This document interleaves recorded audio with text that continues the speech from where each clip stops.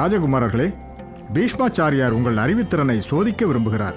நீங்கள் மூவரும் மிகுந்த அறிவுத்திறன் படைத்தவர்கள். ஆனால் வெறும் ஏட்டுப்படிப்பு இந்த சோதனைக்கு உதவாது என்றே எனக்கு தோன்றுகிறது. ஏனென்றால் பீஷ்மரின் பரீட்சை படு சூட்சமமாக இருக்கும் என்பது என்னுடைய எதிர்பார்ப்பு.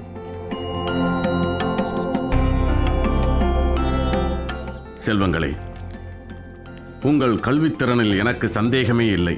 ஆனால் சமயோசித புத்தியும் சுய சிந்தனையும் மாறுபட்ட கண்ணோட்டமும் தான் ஒருவனை இன்னொருவனிடமிருந்து வேறுபடுத்துகிறது, அவனுடைய அறிவுத்திறனை வெளிக்காட்டுகிறது.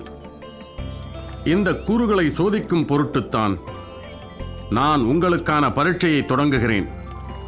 நீங்கள் தயார்தானே?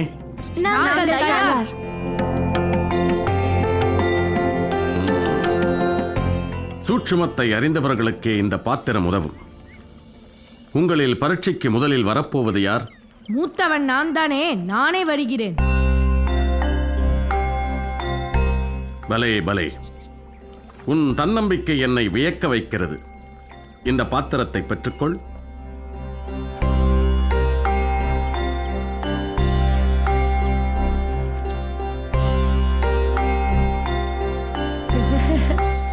இது வெறும் சல்லடைதானே, ஏதோ மாயப்பாத்திரம் என்று சொன்னீர்களே பெரியப்பா. இது மாயப்பாத்திரமா இல்லையா என்பது உன் கண்ணோட்டத்தை பொறுத்தது. சரி, இப்பொழுது நான் என்ன செய்ய வேண்டும்? அவசரம் வேண்டாம், நிதானமாக சிந்தித்து செயல்பட்டால் நல்லது. இதோ உனது எதிரே இருக்கும் கொப்பரை நிறைய தண்ணீர் இருக்கிறது என்பதை நீ அறிவாய்தானே? நன்கறிவேன். இந்த கொப்பரையில் உள்ள நீரை எல்லாம் இந்த சல்லடையின் உதவியால் மறுபக்கம் இருக்கும் கொப்பரைக்கு கொண்டு வந்து சேர்க்க வேண்டும். சல்லடையில் நீர் எடுப்பதா? துளைகளின் வழியே அனைத்து நீரும் வரிந்துவிடும் இல்லையா? முயற்சியே செய்து பார்க்காமல் கேள்வி கேட்கிறாயே. எதற்கு வீண் முயற்சி? சல்லடையில் தண்ணீர் எடுக்க முடியாதென்பது கூட எனக்கு தெரியாதா? முயற்சித்துத்தான் பாரேன். கொப்பரையில் உள்ள நீரின் சப்தத்தை கேட்டு அதில் நீர் நிறைந்திருக்கிறது என்பதை நான் அறிவேன். தேவையற்ற முயற்சி இது. அப்படி என்றால் என் சோதனைக்கான உன் பதில் என்ன? துளைகள் நிறைந்த இந்த பாத்திரத்தில் தண்ணீர் தேங்காதென்பதே என் பதில் பெரியப்பா. உன் முடிவில் நீ தெளிவாக இருக்கிறாய். அது ஒரு விதத்தில் நல்லதுதான். பாண்டு, நீ பரீட்சைக்கு தயாரா? தயார். இதை வாங்கிக்கொள்.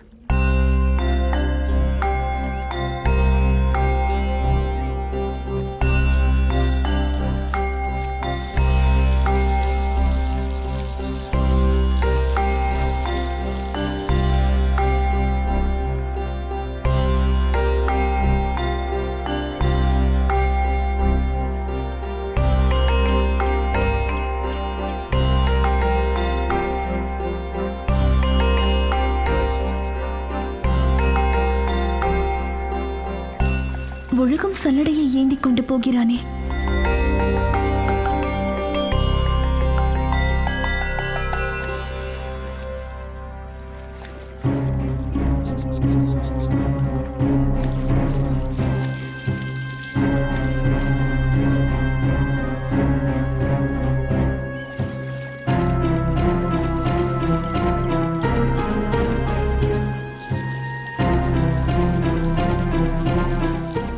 இப்படியே போனால் பாத்திரம் நிரம்ப எத்தனை நாள் ஆகுமோ?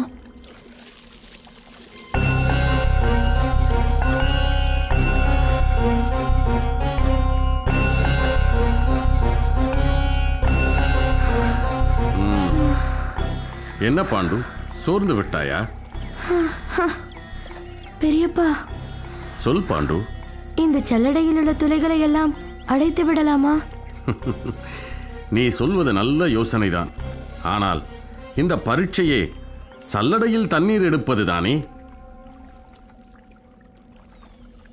உன் கடும் முயற்சிக்கு என்றும் பலனுண்டு. அந்த முயற்சி நிச்சயம் பாராட்டத்தக்கது.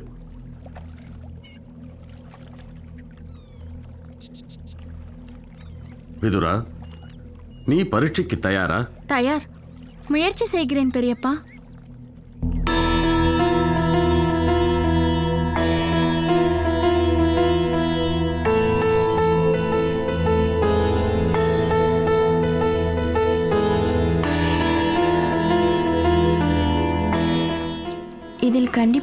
தண்ணீரை அள்ள முடியாது.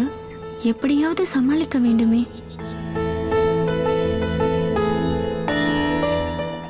ஏதோ சொல்ல நினைக்கிறாய். எதுவாக இருந்தாலும் தயங்காமல் சொல். என்னால் இந்த கொப்பரையில் உள்ள தண்ணீரை எல்லாம் இந்த சல்லடையின் மூலம் இந்த கொப்பரைக்கு எடுத்து செல்ல முடியும். ஆனால் என்ன ஆனால்? தயங்காமல் சொல். அதற்கு எனக்கு கொஞ்சம் கால அவகாசம் வேண்டும். எவ்வளவு கால அவகாசம் வேண்டும்? இந்த கொப்பரையில் உள்ள தண்ணீர் எல்லாம் பனிக்கட்டியாக மாறும் வரை எனக்கு கால அவகாசம் தேவை.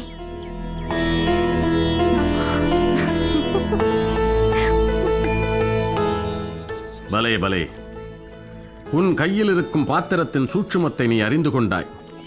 இந்த மாய பாத்திரம் நிச்சயம் உன் காரியத்தை முடிப்பதற்கு உதவும்.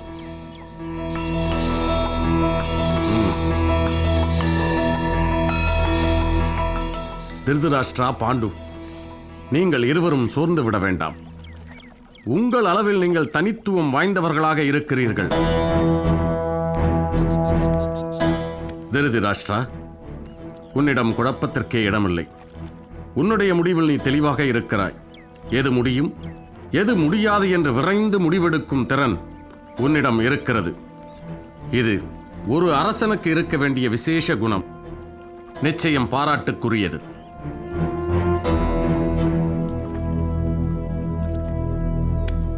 பாண்டு, உன் விடாமுயற்சி என்னை மெய்சிலிர்க்க வைத்தது. ஒரு சத்திரியனுக்கு இந்த குணம் அவசியமானது. கடைசி வரை போராடும் தனித்தன்மையை நான் உணர்ந்து கொண்டேன். விதுரன் சிந்தனையின் வாயிலாக தன் காரியத்தை சாதித்து விட்டான்.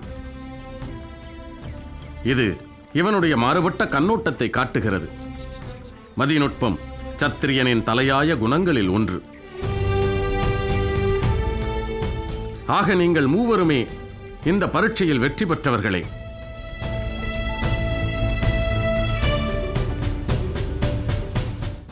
அம்மா, பெரியப்பாவிடம் நேற்று நான் சொன்ன பதில்தானே சரியானது? இதில் என்ன சந்தேகம்?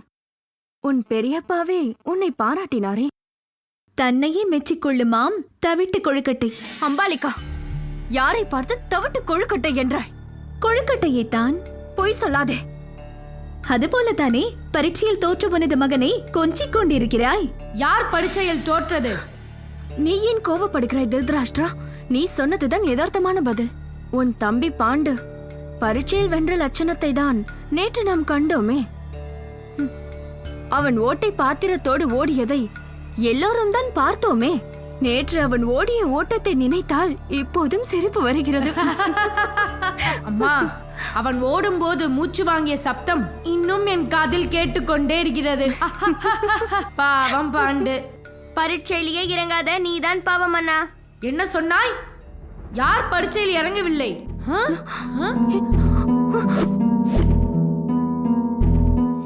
எப்படியோ உங்கள் சண்டையில் எனக்கு ஒரு மாம்பழம் கிடைத்தது. ஓட்டை பாத்திரத்தில் தண்ணீர் தேங்காது என்பது கூட தெரியாத முட்டாள் நீ. அப்படியானால் பெரியப்பா சிந்திக்காமலா இந்த பரீட்சையை வைத்தார்? பீஷ்மருக்கு தெரியாதது இந்த திருதராஷ்டிரனின் ஞானக்கண்ணுக்கு தெரிந்திருக்கிறது. இவன் பெரிய புத்திசாலிதான். அம்மா, சித்தி நான் பார்வையற்றவன் என்பதை சொல்லாமல் சொல்கிறார். சரியான பதிலை சொல்லிவிட்டோம் என்ற மமதையில் சிரிக்கிறாயா விதுரா? அண்ணா, நான் விளையாட்டாகத்தான் சிரித்தேன் அண்ணா. என்னை மன்னித்து விடுங்கள். பணிப்பெண்ணின் மகனுக்கு வந்த வாழ்வை பார்த்தாயா? உன் நடாவடி பேச்சால் தான் இவன் எல்லாம் நம்மை பார்த்து சிரிக்கின்றான். ஆமாம், நமக்கு சரிக்கு சரியாக இவனுக்கும் இடம் கொடுத்ததினால் வந்த வினை இது.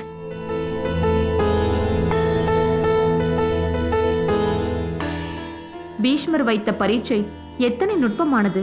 என் மகன் இப்படி ஒரு பதிலை சொல்வான் என்று நான் எதிர்பார்க்கவே இல்லை. ஆனால் நாங்கள் எதிர்பார்த்தோம். பணிப்பெண்ணின் மகனுக்கு சல்லடை பாத்திரம் தெரியவிட்டால் எப்படி? சரிதான், தாயிடம் கற்றிருப்பான் சல்லடையின் சூட்சமத்தை. அம்மா, என்னம்மா பேச்சு இது? இதோ பாருங்கள், காலையில் சாப்பிட அமர்ந்தோம், மதியமாகிவிட்டது. மாங்காய் எல்லாம் மாம்பழமாகிவிட்டன, தேங்காய் எல்லாம் முளைத்து தென்னங்கன்றாகிவிட்டன. சண்டையை அப்புறம் வைத்துக் கொள்வோம், இப்போது சாப்பிடுவோம். சாப்பிட்டால்தான் இன்னும் பலமாக சண்டை போட முடியும்.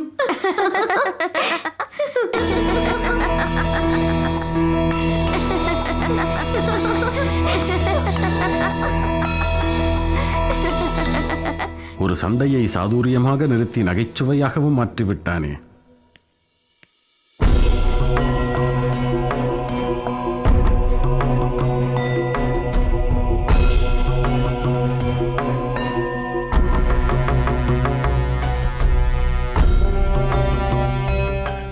இன்று ஆலய வழிபாடு தொடர்பாக வழக்கொன்று வந்துள்ளது.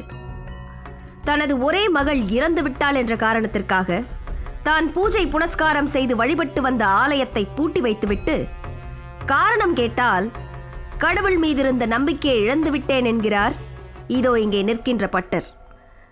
இதனால் கடந்த ஒரு கிழமையாக பக்தர்கள் யாரும் ஆலயத்திற்கு செல்ல முடியாமல் தவிக்கின்றனர். இந்த வினோத வழக்கிற்கு முடிவு காணவே வியாச முனிவரை அழைத்து வந்திருக்கிறார் நமது பீஷ்மர். வழக்கை தொடங்கலாம். வியாசர் பெருமானே,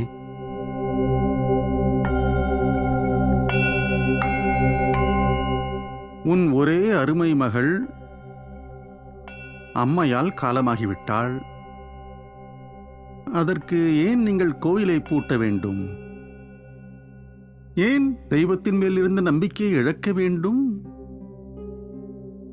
வியாசர் பெருமானே, துக்கம் வந்த பின்பு என்னால் முன்போல் இயற்கையான பக்தியோடு பூஜை செய்ய முடியவில்லை.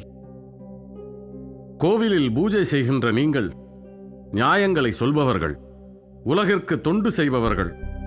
கோவில் பூஜைகளை நீங்கள் நிறுத்தக்கூடாது. உன் மகளின் மரணத்திற்கு காரணம் துர்காதேவிதான் என்று நீர் நினைக்கிறீரோ? ஆம், அவளைத்தானே அம்மை என்று அழைக்கிறோம். அந்த அம்மைதானே என் ஆருயிர் மகளை அபகரித்துச் சென்று விட்டாள். பட்டரே, நிதானம் கொள்ளுங்கள். உம் மகள் மீது வைத்த பாசம் உம்மை இப்படியெல்லாம் பேச வைக்கிறது. உம் மகள் இறந்துவிட்டாள் என்பதற்காக நீர் இதுவரை பூஜித்து வந்த அந்த துர்க்கையே இல்லை என்று சொல்வது நியாயமா? அவள் உண்மையிலேயே உங்கள் மகள்தானா? வியாசர் பெருமானே, என்ன இப்படி கேட்டு விட்டீர்கள்? அவள் நான் பெற்றெடுத்த செல்வம். அப்படியென்றால் அவளை முழுமையாக படைத்தது நீர்தானா? உங்கள் கேள்வி எனக்கு புரியவில்லையே. உமக்கு புரியும்படியே கேட்கிறேன்.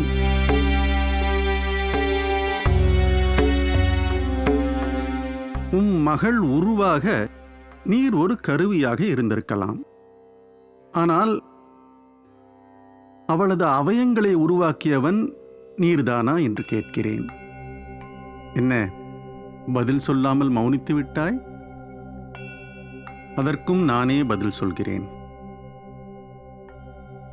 உன் மனைவியின் இருண்ட கருவறையில் கலைநுட்பத்தோடு உன் மகளின் அவயங்களை படைத்தது யார்? நீர்தானா? அந்த இருண்ட அறைக்குள் துடிக்கும் இதயத்தோடு அவளை படைத்தது யார்? நீர்தானா?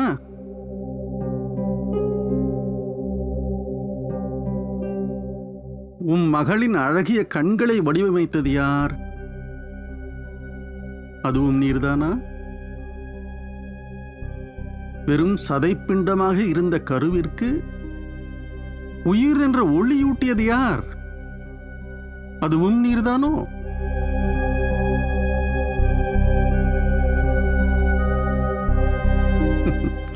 உம் மகளின் சின்னஞ்சிறு சுண்டு விரலையாவது உம்மால் உருவாக்கிட முடியுமா? இந்த பிரபஞ்சத்தையே படைத்த அந்த தாய்தான் உம் மகளையும் படைத்திருக்கிறாள். அப்படி இருக்கும் பொழுது எப்படி நீர் உம் மகள் என்று உரிமை கொண்டாட முடியும்?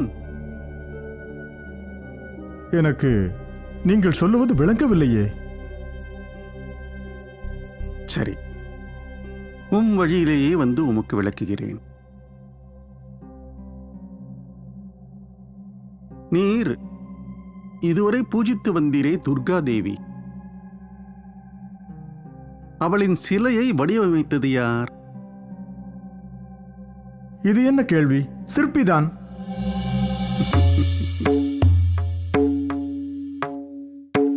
வெறும் பாறையாக அந்த சிற்பியிடம் வந்து சேர்ந்தது அந்த சிலை, இல்லையா? ஆமாம். வெறும் கருங்கல் பாறையை ஒரு அறையில் வைத்து ஒரு 9 நாட்கள் பாடுபட்டு கண்கள், காது, மூக்கு என்று செதுக்கி ஒரு அழகான அம்பிகை சிலையை வடிவமைத்து வைத்திருக்கிறார் அந்த சிற்பி. அந்த அறையில் வைத்து வடிவமைத்ததாலேயே துர்கா தேவி எனக்கு தான் சொந்தம் என்று அந்த அறை சொந்தம் கொண்டாட முடியுமா? ஏனென்றால் அந்த சிலை செதுக்கிய சிற்பிக்குத்தான் சொந்தம். அதே போல்தான் ஒரு தாயின் கருவறையில் இருக்கும் குழந்தை அந்த தாய்க்கு சொந்தம் என்பது கிடையாது. அந்த கருவிற்கு கண், மூக்கு, வாய் என்று உரு கொடுத்து உருவாக்கிய அந்த இறைவனுக்குத்தான் சொந்தம். இறைவனால் படைக்கப்பட்ட எந்த உயிருக்கும் யாரும் சொந்தம் கொண்டாட முடியாது. என் மகள் மீது எனக்கு உரிமை இல்லாமல் இருக்கலாம். ஆனால் எந்த பாவமும் அறியாத அவளின் உயிரை எதற்காக நீங்கள் போற்றும் அந்த இறைவன் பறிக்க வேண்டும்?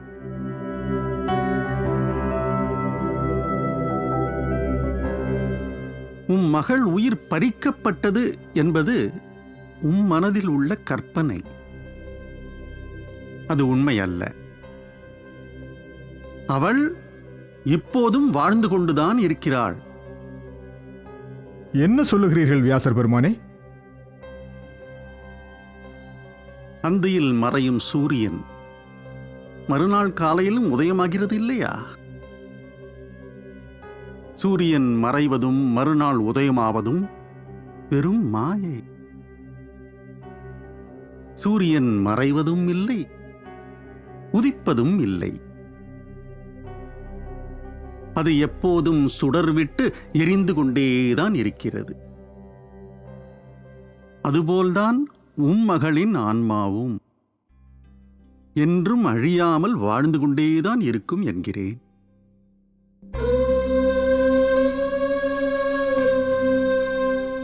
பிறப்பும் இறப்பும் இந்த உலகில் ஓயாமல் நடந்து கொண்டேதான் இருக்கிறது.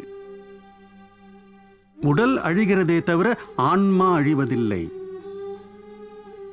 உம் மகள் இந்நேரம் இன்னொரு தாய் வயிற்றில் அழிவில்லா சூரியன் போல் உதித்திருப்பாள். உம் மகளின் இழப்பு உமக்கு பெருந்துன்பம். ஆனால் உம் மகளின் ஆன்மாவிற்கோ அது பெரும் வாழ்வு. எந்த குழந்தையும் தன் பெற்றோரை தேர்ந்தெடுக்க முடியாது. அதேபோல் எந்த பெற்றோரும் அவர்கள் குழந்தை இதுதான் என்று தேர்ந்தெடுக்க முடியாது. அதை இறைவனே தீர்மானிக்கிறான். அவனது தீர்மானத்தில் எந்த தவறும் இருக்காது.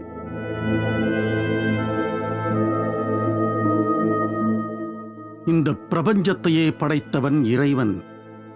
அவன் உம் மகளின் உயிரை பறித்ததாகச் சொல்வது எப்படி நியாயமாகும்?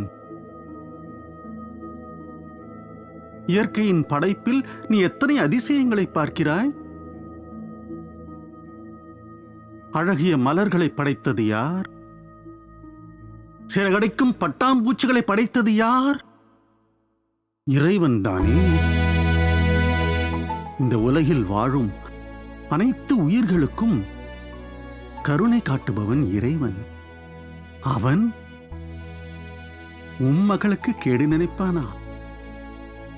வாழ்க்கை என்பது உம் மகளுக்கும் பிறருக்கும், ஏன் எவருக்கும் அது பிறவியே அல்ல.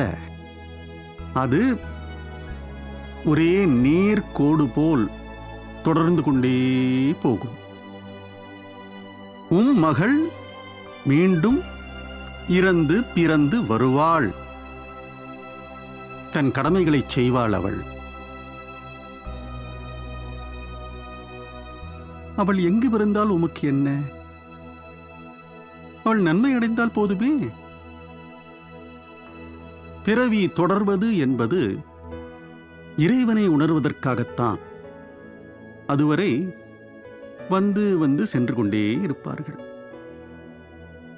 பிறப்பும் இறப்பும் ஒரே நேர்கோட்டில் தோன்றும் 2 புள்ளிகள். இதை எண்ணினால் உம் மகளை இழந்த வருத்தம் உமக்கு வராது.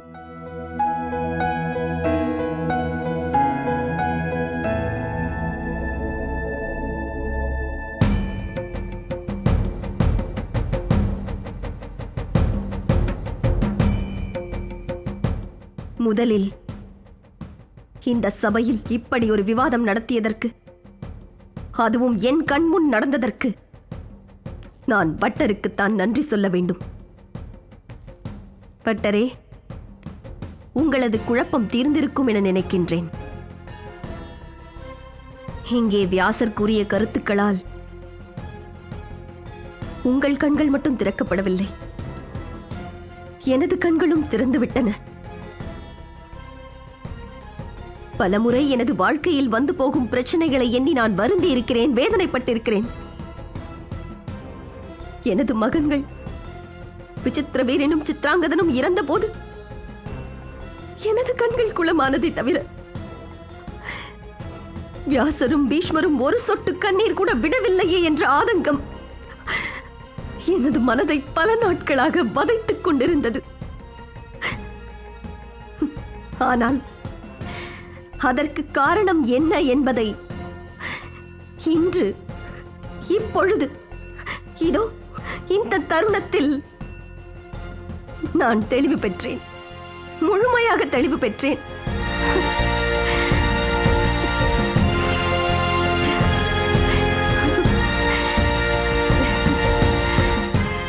இந்த சிறு வயதிலேயே இப்படி ஒரு உபதேசத்தை கேட்ட எனது பேர பிள்ளைகள் மிகவும் கொடுத்து வைத்தவர்கள். ஆம், மிகவும் கொடுத்து வைத்தவர்கள். இவர்கள் கொடுத்து வைத்தவர்கள் தான். ஏன், ஒரு வகையில் இந்த ஹத்தினாபுரமே கொடுத்து வைத்திருக்கிறது. பட்டரே, நாட்டிற்கு நல்லது செய்யும் எவரும் தனது வாழ்க்கையில் வந்து போகும் துக்கங்களுக்கு வருந்தக்கூடாது. அதேபோல் எத்தனை சோதனைகள் வந்தாலும் பொதுக்கடமையை செய்ய எண்ணும் நீங்கள் ஆலயத்தை பூட்டி வைக்கக்கூடாது. உடனே நீங்கள் ஆலயத்தை திறந்து வைக்க வேண்டும். மக்கள் விரும்புகின்ற அந்த துர்கா பூஜையை சிறப்புற செய்து வைக்க வேண்டும். இது எனது ஆணை அல்ல, வேண்டுகோள். ஆகட்டும் அரசியாரே, அப்படியே செய்கிறேன். துர்கா துர்காதி சமணி துர்காபாத் நிவாரணி துர்க்கமத் சேதனி துர்க்க சாதனி துர்க்க நாசினி துர்கோத்சாதனி துர்க்க நிகந்தரி துர்க்க மாவஹா துர்க்க மாச்சானதா துர்க்க வஞ்சினோ தவானலா துர்க்கமா துர்க்கமா லோகா துர்க்கமா சுரூபிணி துர்க்க மாதரி சம்பந்தரி மாஞ்சதாரிணி துர்க்கமதா துர்க்கமாரிணி துர்க்கமயா துர்க்கமேஸ்வரி துர்க்க ஜன்மா துர்க்க பாமா துர்க்கபா துர்க்க சாரிணி. தாயே,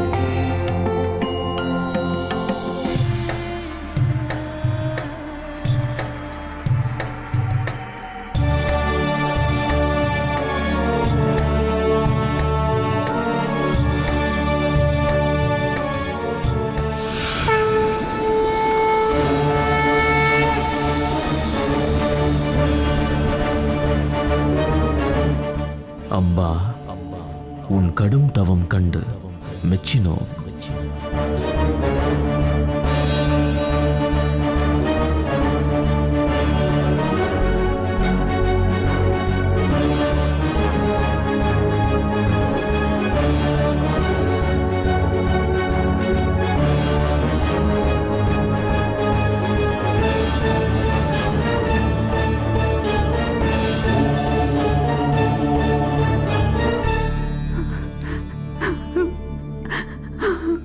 அம்பா, என்ன வரம் வேண்டும் கேள்.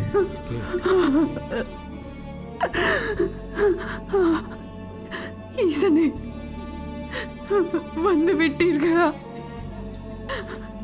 இந்த அபலைக்காக மனமிறங்கி வந்து விட்டீர்களா? அம்பா, வேண்டிய வரத்தை தயங்காமல் கேள். ஈசனே, என் கோலத்தை பார்த்தீர்களா? ஒரு பிச்சைக்காரியை போல், பராரியை போல் உங்கள் முன் நிற்கும் நான் எத்தனை செல்வாக்காக பிறந்தவள் என்பது நீங்கள் அறியாததா? காசி நாட்டின் மூத்த இளவரசியான இந்த அம்பை கஞ்சிக்கு வெளியேற்ற ஒரு நாயை போல் தெரு தெருவாக, ஊர் ஊராக, நாடு நாடாக கையேந்தி திரிந்தேன். நான் கேட்டதெல்லாம் ஒரே ஒரு பிச்சைதான். அது அந்த பீஷ்மனின் மரணம். பீஷ்மனின் மரணமா? ஒரு மனிதனின் மரணத்திற்காக உன்னை நீயே வருத்திக் கொண்டிருக்க தேவையில்லை. பரம்பொருளே, ஏதும் அறியாதவர் போல் கேட்கிறீர்களே. நடந்த அநியாயம் உங்களுக்கு தெரியாததா? என் மீது என்ன தவறு இருக்கிறது என்று நீங்களே சொல்லுங்கள். அம்மா, அதை நீயே கூறு. எந்த வாதும் சூதும் தெரியாமல் ஒரு குழந்தையை போல் காசி நாட்டின் இளவரசியாக துள்ளி திரிந்தேன்.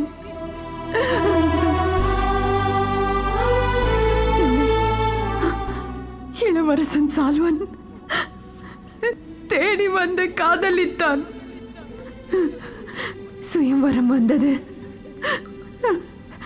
என் காதலன் சால்வனும் கந்தர்வனை போல் வந்து நின்றான்.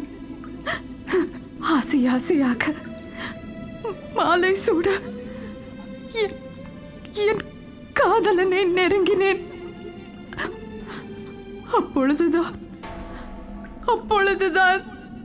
மத யானையை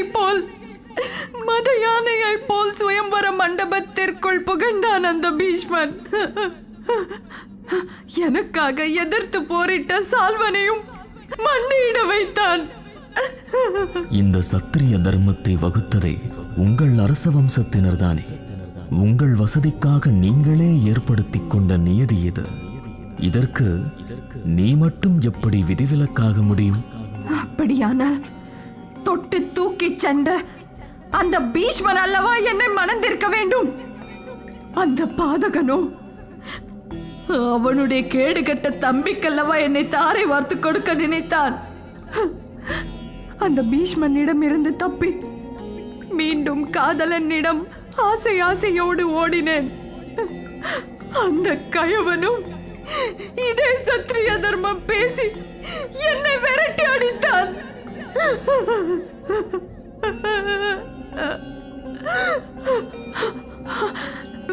பிறந்த வீட்டில் மானத்தோடு ஒரு மூலையில் அடங்கி கிடக்கலாம் என்று என் பெற்றோரை தேடி சென்றேன். அவர்களோ என் முகத்தில் விழிக்க கூட விரும்பவில்லை.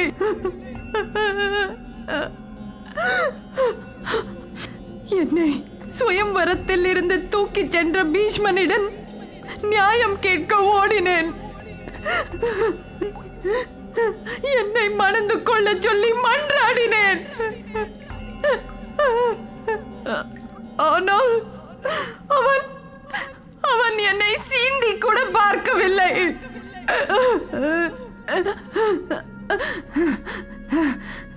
கேட்டால் அவன் பிரம்மச்சாரியாம். பிரம்மச்சாரிக்கு சுயம்வரத்தில் என்ன வேலை? இது எந்த நாட்டின் சத்திரிய தர்மம்? உன் வன்மமும் பழிவாங்க துடிக்கும் குரோதமும் தான் உன்னை இந்த நிலைக்கு ஆளாக்கி இருக்கிறது. நீ சற்றே நிதானித்திருந்தால், பழிவாங்கும் எண்ணத்தை கைவிட்டிருந்தால், நடப்பதை அப்படியே ஏற்றுக்கொண்டிருந்தால் இப்படி அற்றலைய நேர்ந்திருக்காது. உன் மனம் சாந்தியற்று இப்படி அலைந்திருக்காது. ஈசனே, இதென்ன நியாயம்? தவறு செய்ததெல்லாம் அந்த பீஷ்மன். ஆனால் தண்டனை அனுபவிப்பது ஒரு பாவமும் அறியாத நானா? யார் பாவம் செய்தாலும் தண்டனையிலிருந்து தப்ப முடியாது. இதற்காக நீ கலங்க வேண்டியதில்லை. இல்லை இல்லை, அந்த பீஷ்மனுக்கு நான் பாடம் புகட்டியே தீர வேண்டும். ஏனடா இப்படி ஒரு பாவத்தை செய்தோம் என்று அவன் துடித்து சாக வேண்டும். அவனுக்கான தண்டனை என் மூலமே நிறைவேற வேண்டும். அவனை நானே அழிக்க வேண்டும். மனிதனை தண்டிக்க மனிதனுக்கு யார் உரிமை கொடுத்தது? பீஷ்மனை அழிப்பதற்கு நீ யார்? அழிக்கும் தொழிலை செய்ய நான் தான் இருக்கிறேனே, அதை நான் பார்த்துக் கொள்கிறேன். நடக்க வேண்டிய காலத்தில் அது நிச்சயம் நிறைவேறும். அப்படியானால் நான் இத்தனை ஆண்டுகள் கடும் தவம் இருந்தது பொய்தானா? நீங்களும் என்னை கைவிட்டு விட்டீர்களா? நான் கேட்ட வரத்தை தர மறுக்கிறீர்களா? அம்பா, ஆவேசம் கொள்ள வேண்டாம், அமைதி கொள். நீ கேட்ட வரம் உனக்கு நிச்சயம் கிடைக்கும். கங்கையின் மைந்தன், தர்மத்தின் காவலன் என்றெல்லாம் இந்த பூலோகத்தில் போற்றப்படும் அந்த பீஷ்மன், அந்த பீஷ்மனின் மரணம் தான் எனக்கு வரவாக வேண்டும். பீஷ்மனை அழைத்தாலன்றி அவனை மரணம் நெருங்காது. அப்படியானால் என் வாழ்வை சீரழித்த, என் எதிர்காலத்தை தன் காலில் போட்டு நசுக்கிய அந்த பீஷ்மனுக்கு தண்டனையே இல்லையா? அழிக்கும் கடவுளான ஈசன் தந்த வாக்கும் பொய்யாகி விடுமா? அம்பையே, பீஷ்மரின் மரணம்தான் நீ வேண்டும் வரம் என்றால் அது நிச்சயம் நிறைவேறும். ஆனால் அதற்கொரு தடை இருக்கிறது. தடையா?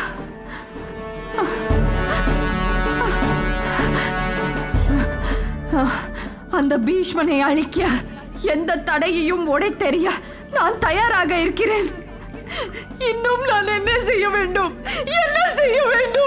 அம்பா, உன்னுடைய இந்த பிறவியில் பீஷ்மனுக்கு மரணம் என்பது சாத்தியமே இல்லை.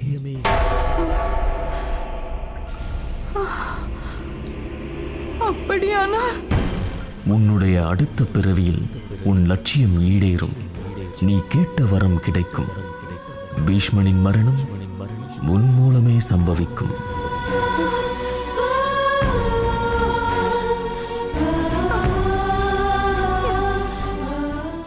அடுத்த பிறவியில்தான் அந்த பீஷ்மனுக்கு மரணமா?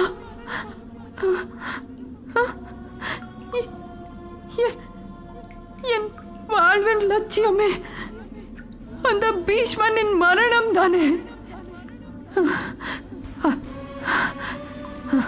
அது நிறைவேறாத இந்த பிறவி எனக்கு எதற்கு?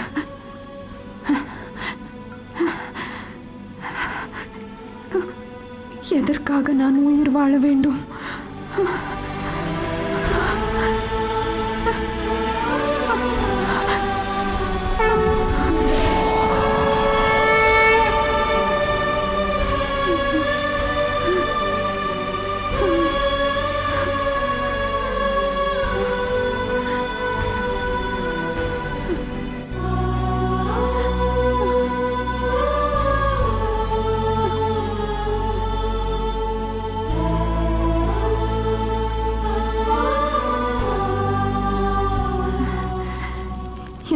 அடுத்த பிறவியில்தான் பீஷ்மனுக்கு மரணமா?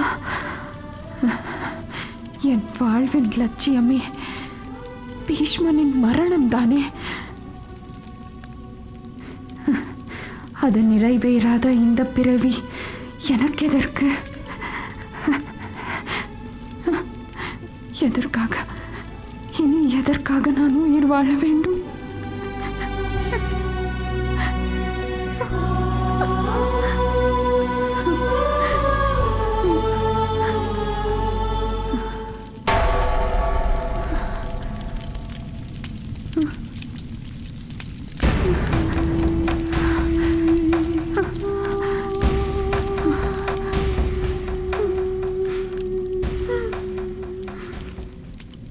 பீஷ்மா, உனக்கு மரணத்தை பரிசாக தர எத்தனை முறை வேண்டுமானாலும் நான் மரணத்தை மீண்டு வருவேன்.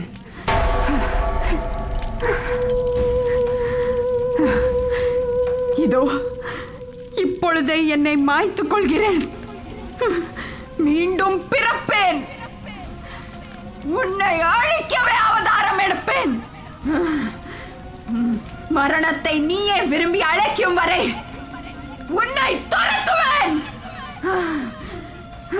இது இந்த கைலாயத்தில் இருக்கின்ற அந்த சிவனின் மேலானே.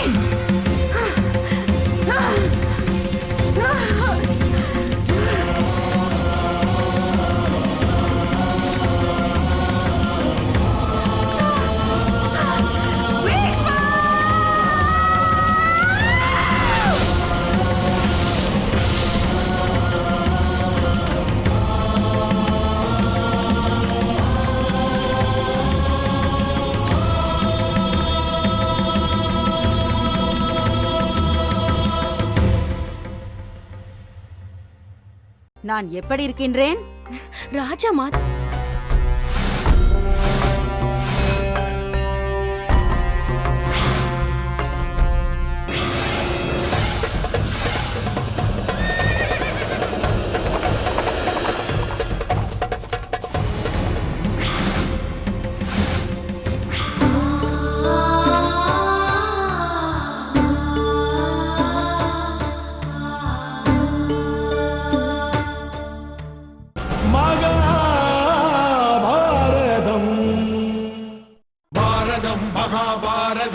உயர் நீதியும் சொன்ன காவியம் மகாபாரதம்.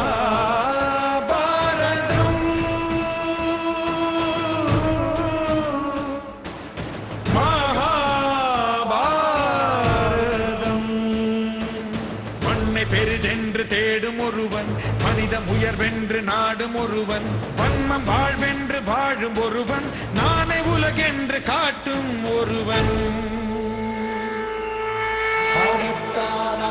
साधूनां विनाशाय दुष्कृतां धर्म संस्थापनार्थाय संभवामि